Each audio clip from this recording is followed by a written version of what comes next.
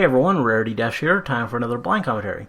And today I'm going to be reacting to more after-the-fact reviews from Silver Quill. This time it's Somepony to Watch Over Me, Mod Pie, and For Whom the Sweetie Belle Toils. Now, I talked about all these episodes back in the KP review reaction 2 weeks ago, but for a refresher, I like all three of these. Somepony to Watch Over Me, I know a lot of people don't like that episode, but for me, it's a good one. People say that Applejack's out of character, but for me it's more of a sanity slippage moment, and it comes from a real place, I think, with her being sort of a parent role for Apple Bloom, and it makes sense to me. I can see where she's coming from, and I think it actually touches on a aspect of her character which intrigues me, which is the idea of her having to fill in the role of a parent for Apple Bloom and all that. And it's also just really entertaining for me. Lots of great humor, and the stuff with the Chimera is awesome. Then we have Mod Pie, which I've said it several times now, but that's my favorite Season 4 episode. One of my favorites overall. Great episode, love it to death, and everything about it is awesome. Mod is hilarious, and it's just a great one. For Whom the Sweetie Belle Toils. Now that one, I like that one a lot. That's a good one. It's a good episode. Don't really know what to say. It has Rarity. Rarity's awesome, and hard to go wrong there. It's our first attempt at doing a sort of spin on A Christmas Carol, which, I mean, we just had that with the recent episode. I like how it examines the relationship between Rarity and Sweetie Belle in a somewhat different way. And actually this time, Sweetie Belle is in the more negative light, as opposed to Sisterhood of Social, where, at least to some people, it seemed like Rarity was in the negative light there, though she really wasn't. It was pretty balanced. But yeah, it's a fun one. Anyway, don't have much else to say, so let's just get this started. Okay. And here we go. That's the reason I asked y'all to come over quick. Okay, Rarity's on her way here to look after you two. You know, that raises an odd question. How are the apples getting in touch with all their friends? I can't remember ever seeing a telephone or telephone poles or... Yeah? Sorry, I gotta take this. Yeah? Huh. Uh-huh. Okay. That was the fandom in general, and it turns out no one cared. Still, I hope that's the only... I thought it was a good question. Episode. What is this cold dread that grips my soul? Okay, I'm guessing he's not a fan.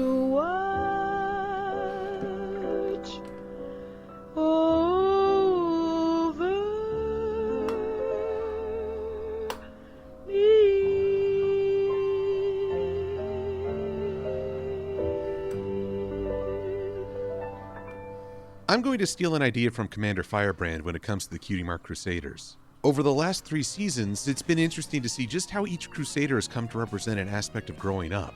Sweetie Belle's spotlight covers her relationship with elders, especially her sister. Scootaloo has had to face limitations, both physical and emotional.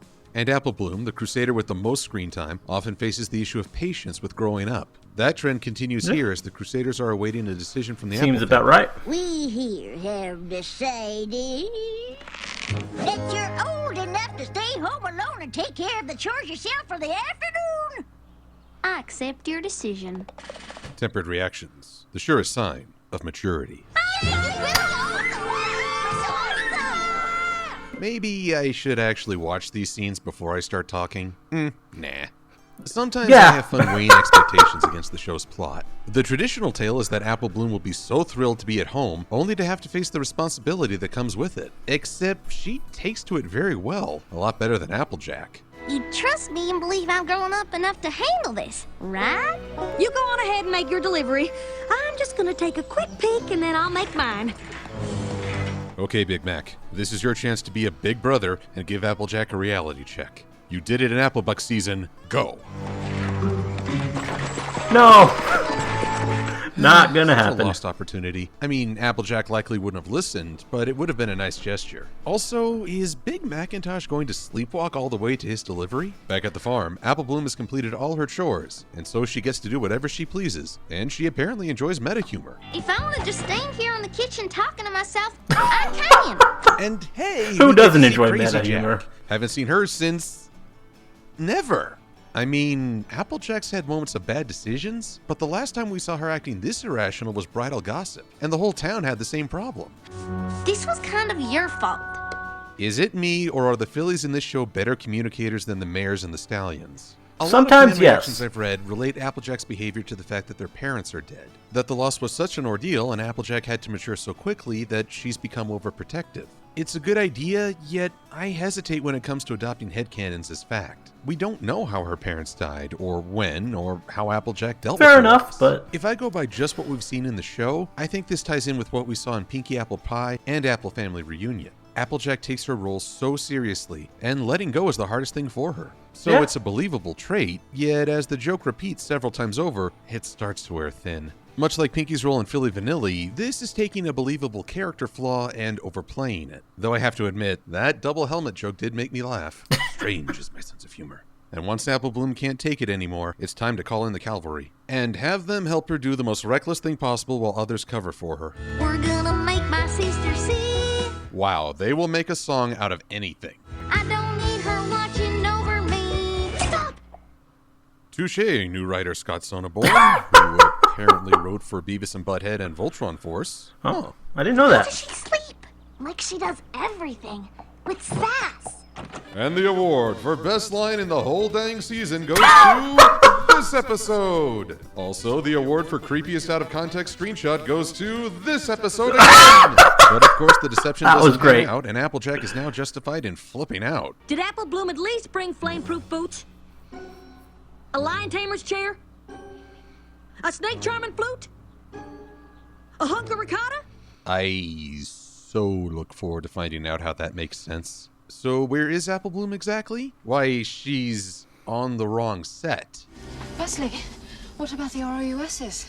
Rodents of unusual size? Oh yeah, Princess Bride. I don't think they exist. Yeah, Okay, getting distracted by logic again. Why couldn't they just airmail the pies? Between the risk to their lives and the time crunch, I'd say it'd be a good investment. There's no reason for a pony to go into this swamp and encounter...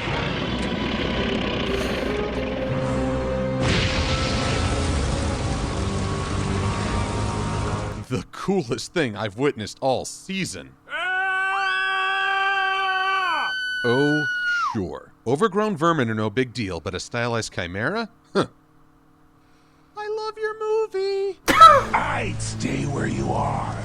Oh, it talks. Which isn't really a surprise. I mean, half the creatures in this series talk. yeah. It's just that I...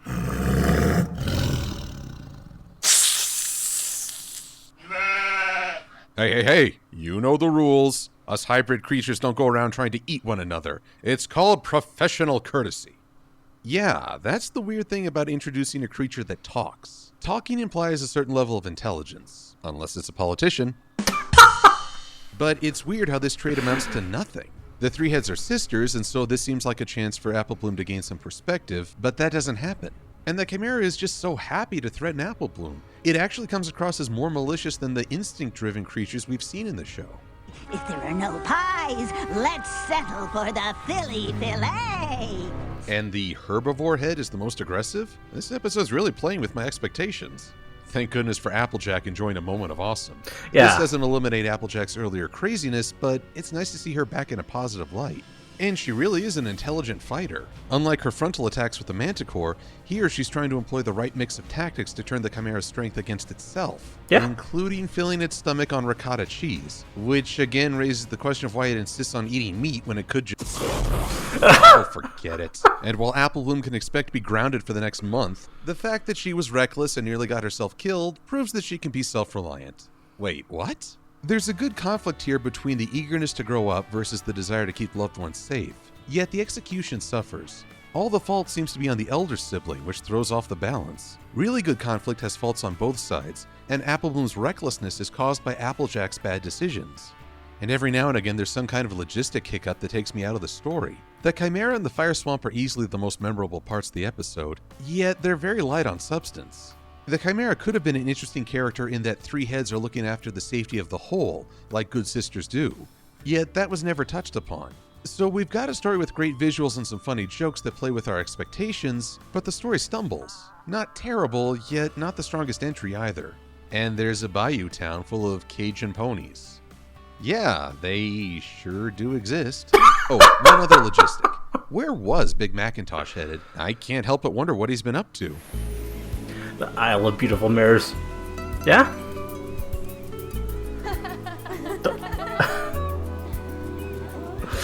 Go Big Mac. Yep. In the name of testosterone, I accept this headcanon.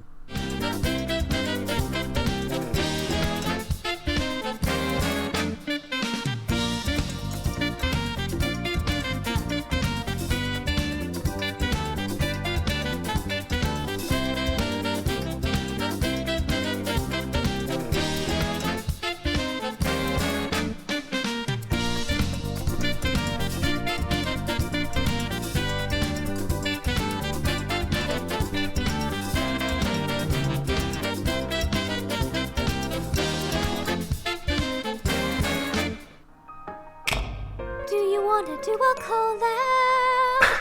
Come on, let's talk. Do you want to build snowman parody? I've almost never talked to you before, so message me some more. It's not like you're too busy. We could be best buddies, so let's review a really cool episode.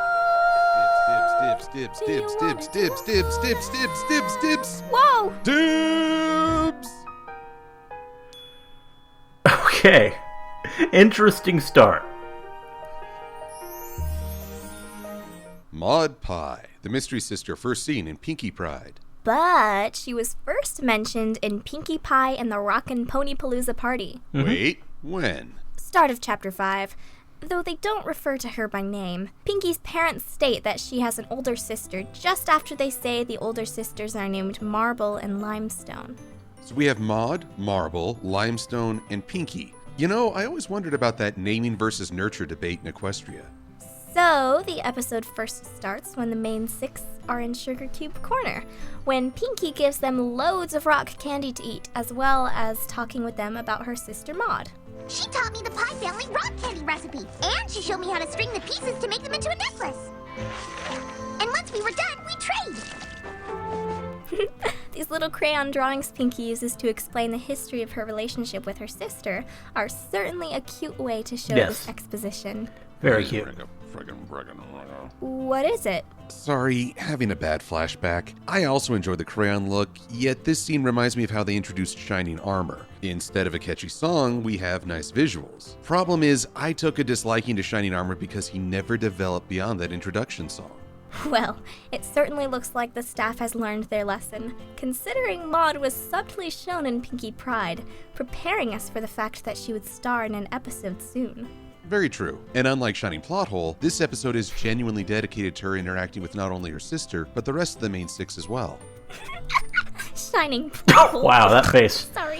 Hey, Okay. if I can make someone snort, it's a good day. Indeed. Our heroines gather their pets for full introduction, and just from this scene, you can tell that this episode isn't going to be high-end fantasy or out-of-this-world setup. It's a character piece that's a lot more relatable. A good balance after a conversation with a three-headed monster. Yep, I must say, as much as I enjoy the action, fantasy-oriented episodes, the ones that focus on characters and their interactions with one another can be just as amazing, and even more emotionally powerful if done correctly. But back to the episode, more specifically on Rarity.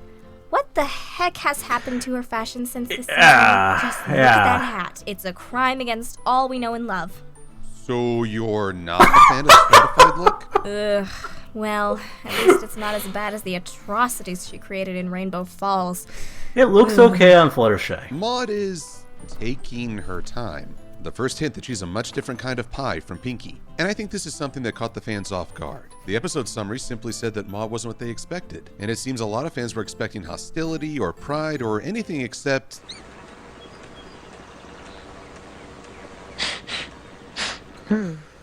Sedimentary. that.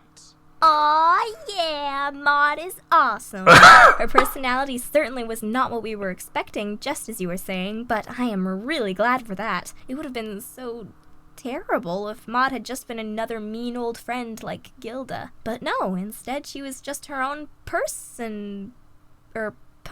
Yeah. And that's what makes her really interesting. Opinions on Maud seem to make or break this episode. I've seen a lot of fans take a disliking to her because she's so neutral while the others celebrate her. Some compare her to Raven from Teen Titans or Daria. Anime fans have mentioned that she fits a pretty common archetype, the quiet, seemingly emotionless types that usually have a surprise tucked away. Now I enjoy Maud because she plays off the other characters so well. And what is the delightful frock you're wearing now saying?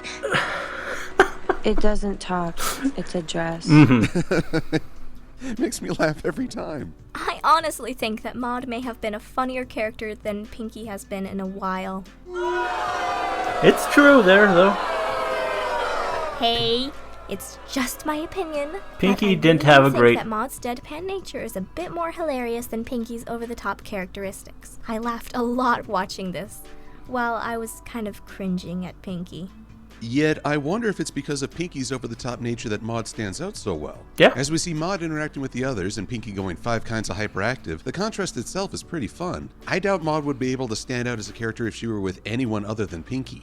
I want the truth! You can't handle the truth.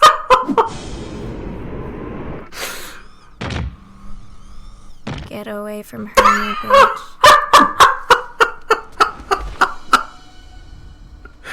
Oh, wow. Whoa. Okay, that last one actually fits pretty well. I guess you're right. Yeah, The not too contrast big a is difference. Certainly more obvious and therefore more funny. Though I still like Maud's form of humor better, the fact that Pinky's there alongside her really enhances the episode. Though I doubt the main 5 would agree since they're pretty put off by her lack of reactions and sometimes her unique perspective. Rock. You are a rock. Gray. You are gray. Gotta love the poetry. Like a rock. Which you are. Rock. That was the most beautiful thing I've ever heard. Then would you like to hear my rendition of something I found on my hoof this morning? Sure? Aha! And thus, I flick thee away. And it's interesting to note throughout the meetings, Pinky was not aware We of missed any out. awkwardness, which may be why Damn she's so close to censorship. Maud. It's the same kind of obliviousness we saw in Philly Vanilla, yet in a positive way. You have to be Gilda levels of unpleasant to get on Pinky's bad side, and even then she tries to put a positive spin on things. Pinky doesn't have expectations beyond making friends and will accept anyone. The flip side is that tactfulness really isn't part of the deal. Once again, it's a character's strength being tied to a weakness. Funny thing about Maud, What? she reminds me of one of my best friends. When there's an opportunity to exchange gifts or give a surprise, he usually doesn't react with any visible enthusiasm. And much like Maud, it's really a case of expectation versus acceptance. There's no rule that an individual has to react a certain way. Maud reminds me of my cat. I'm sure my friend would be thrilled to hear that.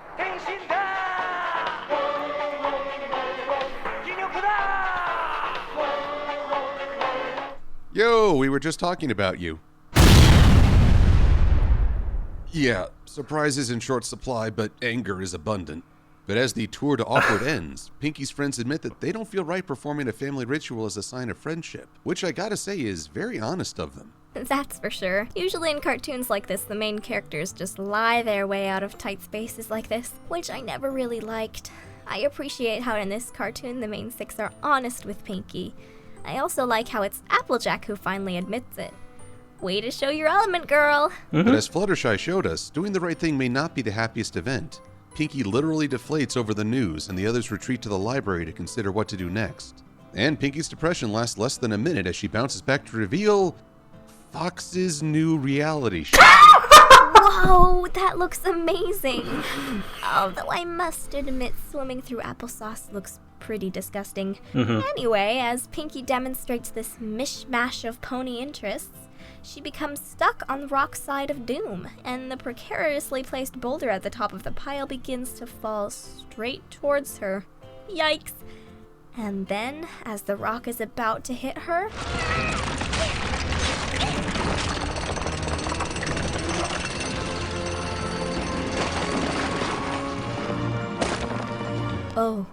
Oh my Celestia. That was awesome! Yes, it With was. this act of sheer crushing power, Maud puts herself on the solo heroine board. We've got Twilight earning points for her role with the Ursa Minor and blocking a flood. Applejack scores for averting a cow stampede and rescuing a cart full of elderly ponies. Fluttershy's keeping pace for helping save Rarity and the Breezies. But Rainbow Dash has the clear lead from saving Rarity, the Wonderbolts, Rarity, and Spike, and several rescues from mysterious Ne'er-do-well. Pinky's on the board for the construction Saved Rarity service. twice. And Rarity, well, I'm sure she cheers a lot. And Spike isn't even in this episode. Again. Who cares? Spike sucks. To be fair, it does bug me that Spike doesn't have any scenes with Maud. He is Pinky's friend, even if he's not a big fixture of the clique. Plus, his character definitely won't improve if he's not allowed more screen time. Point taken. Proceed. Back to Maud's super strength, a lot of fans seem to claim that this is a special talent for Earth ponies, and I don't agree. I don't think every Pegasus can perform a sonic rain boom, or that any unicorn could match what Twilight has accomplished. This seems to be a power unique to Maud, who can grind stones for a snack. You might call it her God Maud. Wow. I like to think that Earth ponies do have greater strength and plant-growing powers. I think that's compared been to pretty other much ponies, confirmed that But I they have- have to agree that I But don't Maud think is special. that just any Earth pony can hurl a rock so far and with such strength that it can create a nuclear rock explosion. Speaking of which, are we sure that no pony was hurt in that huge explosion? Oh, poor Spike.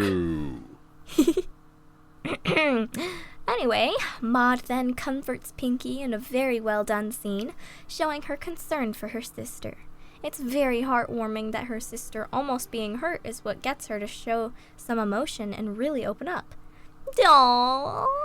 But Maud decides to leave Ponyville and go home for a spell. And since Pinky may never see her sister for a good while, she tags along. And somehow, someway, Twilight and company get there first? Well, Twi is a princess now. Perhaps she got some of those Pegasus guards to carry them all in one of those flying chariots. And we couldn't see that on screen? Wait, no. I'm not going to get on my Princess Twilight high horse this time. I'm not surprised that Maud didn't react to meeting an alicorn and leaving without any form. That's very in character for her. Like you say, the little acts of kindness or affection stand out way more because of her persona. And now the main five admit that while they may not share a whole lot in common, the friendship they share with Pinky is what can really bring them together. How cute! Aww. So we get the group making rock candy necklaces for their new friend, and sorry ladies, Rainbow wins this craft show. Obviously, best horse wins again. And we learned that Maud doesn't like candy any more than she likes winning, bright colors, or blinking. But she loves Pinky, and while she may not eat the candies, she hasn't thrown a single one away. Damn, I think my DAW meter exploded. Well, looks like I can never react to cuteness again. Can you do anything, Dr. Silver? Let's run a test. What's your reaction to this image? It's too much! Dang it. This is why I can never get a medical license. In the end, this is a very simple, straightforward episode that hits all the right notes. The characters are great, the humor is there, and while Maud may have suddenly appeared with minimal introduction, this episode really does make her part of the world, and I'm glad. Other fans may not go for her character, yet as a fun contrast to Pinky, I think she still works. Yes, good episode indeed. One of my favorites. Sure, there were some slight problems, but Maud made up for them entirely. So, should I call an exorcist or Dr. Frankenstein? As long as you don't call the Ghostbusters, I'm fine, darling. More tea, please? Sure, I'll just go murder a bag of Earl Grey. Oh yeah, the next episode stars Sweetie Belle. She's always good for a cuteness factor. To be honest, the costumes were the best part. I'm going down. Sheesh, we're dropping like flies today.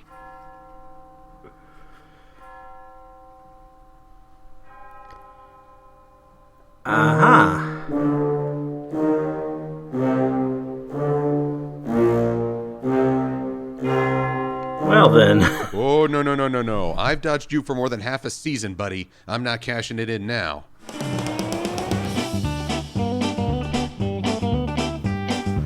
I'm Silver Quill. Thanks for watching.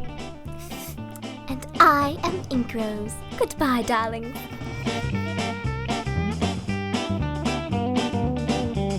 So that's Ink Rose. I've heard that name a lot, but I've never really seen her content. I think her OC has been in some stuff even, but yeah, she was pretty good.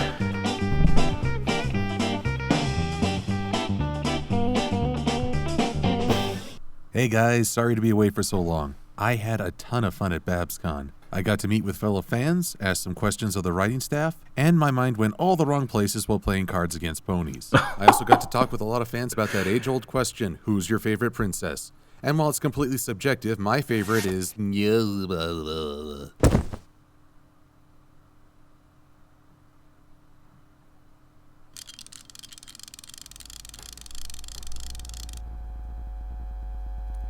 Uh-huh.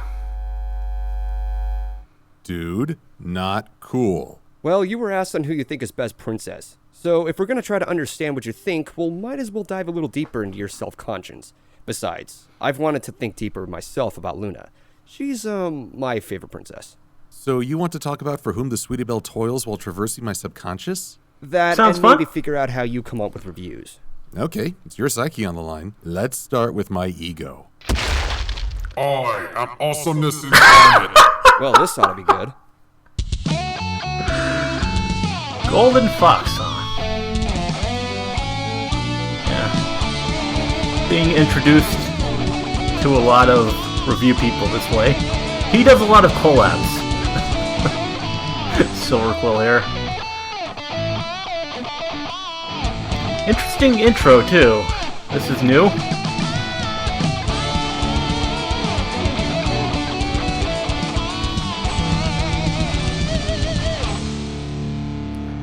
Whom the Sweetie Belle toils.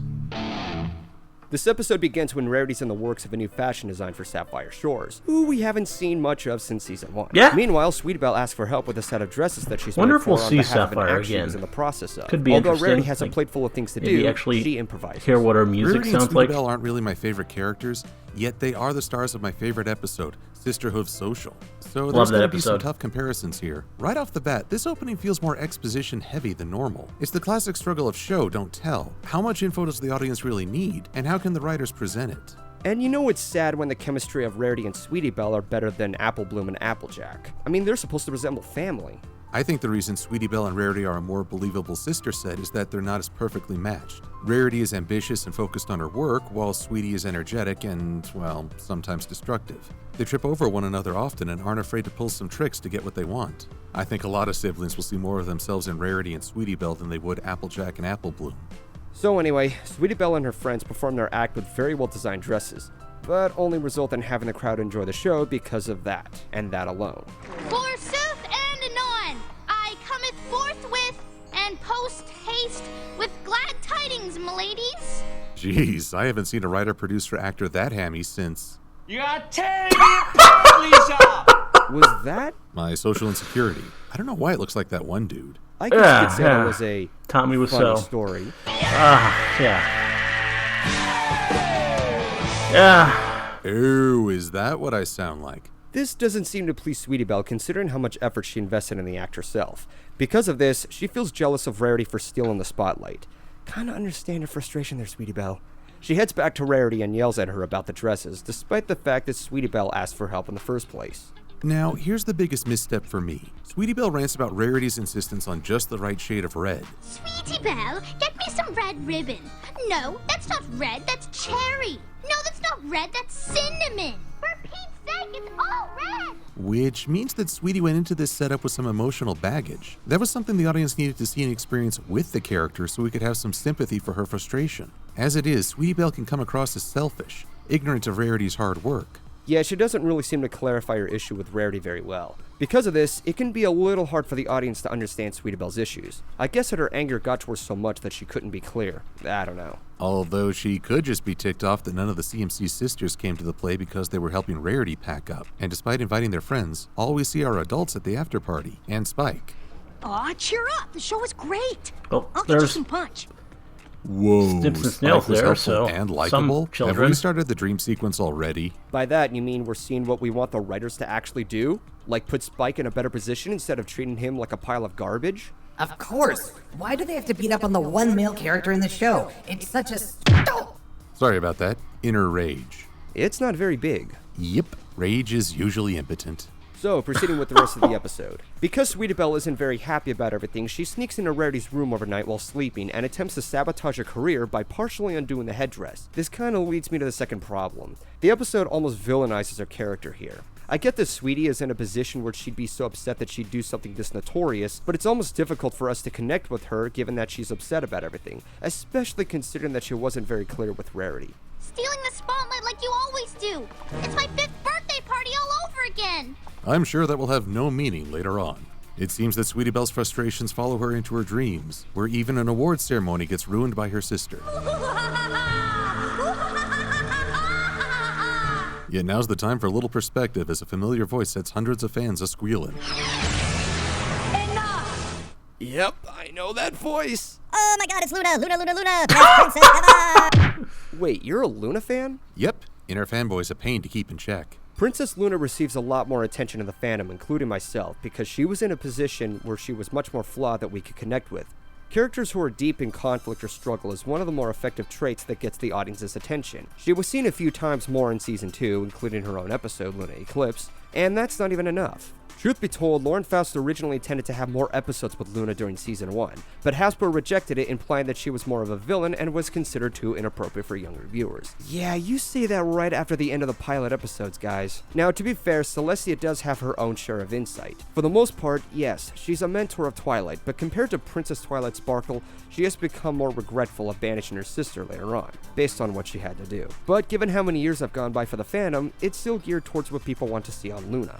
And absence may have a lot to do with that. Not seeing Luna for a whole season gave rise to fan speculation, creating things like Gamer Luna and Wuna. Yet even in the context of the show, Princess Luna is probably the most approachable. I think Cadence was intended to be the younger princess that girls could identify with, yet, like Celestia, she seems disconnected from her subjects. The only time we've seen her really interact with ponies is when they celebrate her.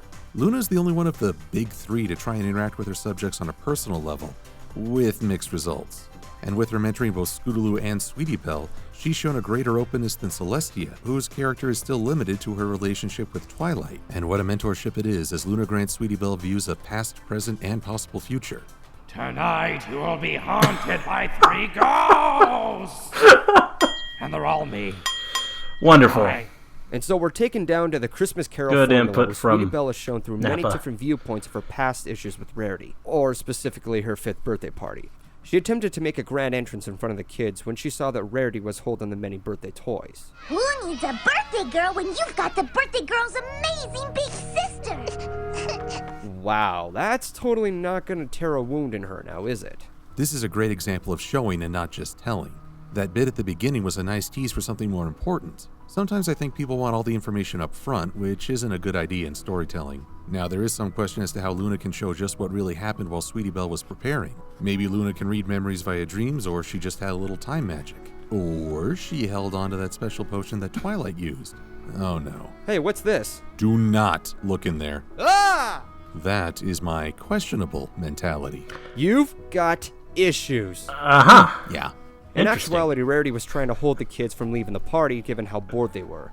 This is a nice compare and contrast scenario of how different viewpoints are established. Too bad we don't get something like that in reality. But ultimately, it shows younger viewers to understand different viewpoints and not think too much of themselves. So we're only about halfway through the episode, and it's already given the younger audience some nice food for thought with a very well presented style. Nice. Maybe I should bring back my inner fanboy and have... Did I mention that I'm a somnambulist? Uh-huh.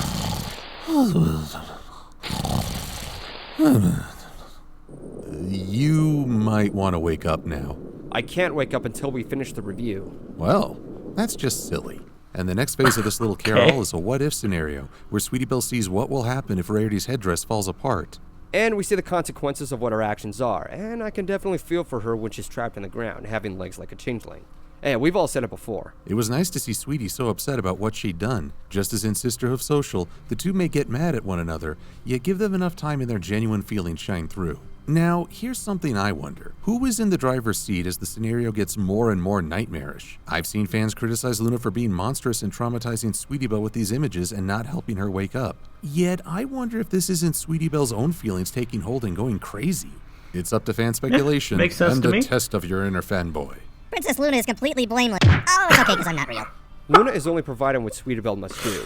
The sequence here is definitely effective, showing how severe the repercussions are towards her actions. In other words, this is her tough love. Though that doesn't excuse the greatest trauma of all, inexplicable dolphins. What the? I don't know. Once Sweetie Belle is back in the waking world, she's too late to stop Rarity. So it's time for 3 underage foals to get on the train to Canterlot with no supervision. I swear Equestria needs child support services. And Earpiece Secret Service ponies are now canon. Just saw him again. I find that incredibly insignificant. Yeah, there's always those little things that can throw someone off. Wonder why he moved to Manhattan. God damn it, why? Even in my dreams, why? It is the mystic power of leotards.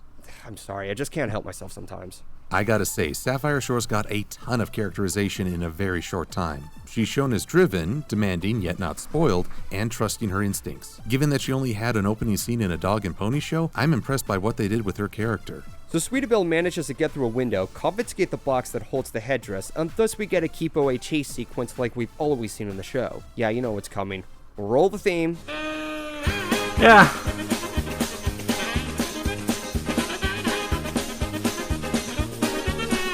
And hi, Princess Luna, who's in Sapphire Shore's home for no reason. That's only a little creepy.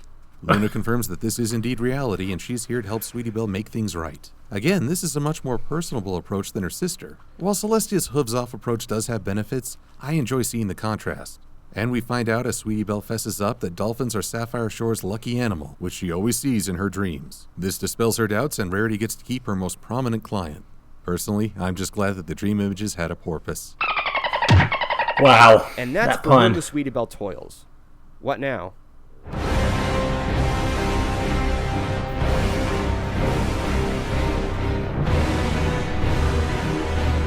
I wish I could say this is the first time this has happened this week. Better sum things up. This episode carries a few hiccups here and there, and it has a few missteps in parts of the narrative, but not as effectively disengaging as one would make it out to be. It's basically mixing up Sleepless in Ponyville with A Christmas Carol. It does have Luna, and her screen time here is a lot more active than in Sleepless in Ponyville, but it almost feels like a copy and paste. I also wasn't as impressed with the dream sequences as I was with the subtle wave effects in Sleepless in Ponyville, and the dream sequences in this episode wasn't bad. In fact, putting aside its shortcomings, it does what it needs to do to get Sweetie Belle's tour of self-consciousness across. And all in all, I think it's a great episode. It's definitely become one of my favorite episodes this season, though that doesn't level up with Pinkie Pride or Princess Twilight Sparkle, as flawed of a premiere that was. But nonetheless, I love this episode. Oh, hey, do you still want to know the secret behind my reviews? We're about to die. Story of my life. Don't worry, it's real quick. See?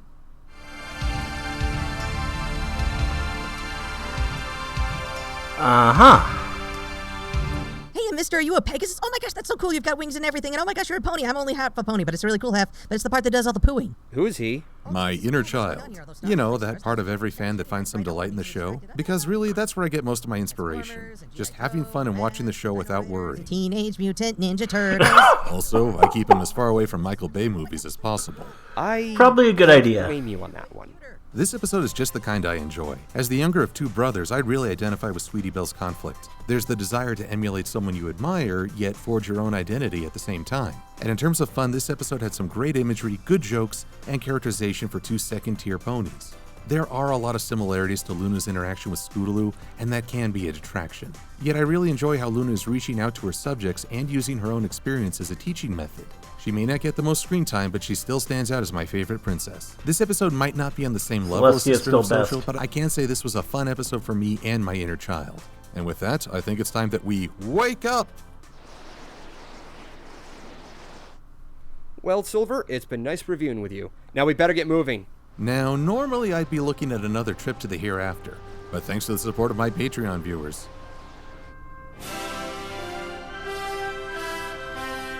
Okay. I have a flight animation! Nice. Into the wild blue I soar. Oh, It was ending so well. Oh, keep it down, will you? Bloody bird brain. Okay.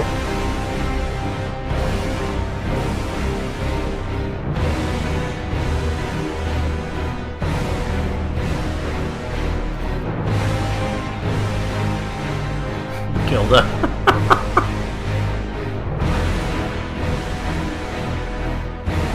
Okay.